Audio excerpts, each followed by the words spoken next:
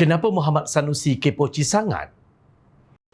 Menteri Besar Kedah Datuk Seri Muhammad Sanusi Mak Nur disarankan agar memberi fokus kepada penyelesaian masalah rakyat negeri itu daripada mencari kesalahan orang lain. Malah beliau sentiasa ditegur agar mengambil pendekatan menjelaskan isu secara bertanggungjawab berbanding mengalih perhatian dengan loklak apabila membangkitkan sesuatu isu yang kadang-kala tiada kaitan. Terkini sikap Muhammad Sanusi didakwa tidak menjaga tertib dan etika mesyuarat menjadi penyebab mesyuarat Majlis Tindakan Pembangunan Negeri Kedah tidak diadakan lebih setahun.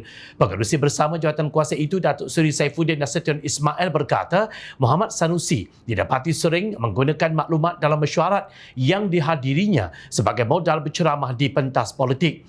Katanya Menteri Besar Kedah itu juga tidak tahu membezakan perkara yang berkaitan urusan negara dengan politik sehingga kadang-kala memperlekeh pengerusi mesyuarat yang dihadirinya. Dia tidak perlu mengadu kenapa mesyuarat pembangunan negeri tidak dibuat. Menteri Besar ini banyak hadir mesyuarat-mesyuarat persekutuan, mesyuarat keuangan dan mesyuarat keselamatan. Tetapi saya dapati apabila dia balik daripada mesyuarat itu, dia gunakan maklumat dalam mesyuarat untuk ceramah kepada PAS cawangan, sedangkan maklumat yang disampaikan tidak memberi gambaran sebenar. Mesyuarat-mesyuarat rasmi kerajaan ada yang bertaraf rahsia besar, bertaraf sulit, dan kalau dia hadir mesyuarat persekutuan kemudian balik hanya untuk memperlekeh apa yang berlaku dalam mesyuarat, maka dia seorang yang tidak menjaga dekoram, katanya seperti dipetik bernama. Pada sesi penggulungan sidang Dewan Undangan Negeri Dun Kedah Khamis lalu, Muhammad Sanusi kecewa dengan tindakan Saifuddin yang didakwa gagal mengadakan mesyuarat berkenaan sejak lebih setahun bagi membincangkan projek infrastruktur kerajaan persekutuan di Kedah dengan kerajaan negeri. Sementara itu, Saifuddin berkata tiada sebarang gangguan terhadap tugas dan peranan beliau sebagai pengerusi jawatan kuasa berkenaan bagi memantau pelaksanaan projek-projek persekutuan di Kedah walaupun mesyuarat itu sudah lama tidak diadakan. Malah projek-projek persekutuan di negeri terbahagi kepada dua, iaitu projek bukan fizikal yang boleh dilaksanakan seperti biasa dan projek fizikal yang kebiasaannya melibatkan kerja-kerja sambungan daripada kelulusan terdahulu. Tadi saya hadir program di bawah Pejabat Kemajuan Negeri. 3 hari lepas pun saya hadir yang sama. Jadual saya penuh untuk bulan-bulan ke depan kerana kita melihat projek-projek sambungan yang tidak boleh berlaku kelewatan seperti projek loji rawatan air. Kecuali projek baharu yang perlukan urusan tanah, tapi kalau projek persekutuan takkan dia tak boleh bagi kerjasama.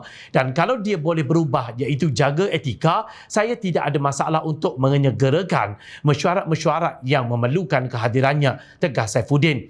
Jelas di sini Menteri Besar Kedah yang bernama Datuk Seri Muhammad Sanusi Mak Nur perlu memperbaiki sikap tidak matang dan bertaraf kepoci jika ikhlas mahu berbincang dengan kerajaan pusat berhubung pembangunan negeri berkenaan.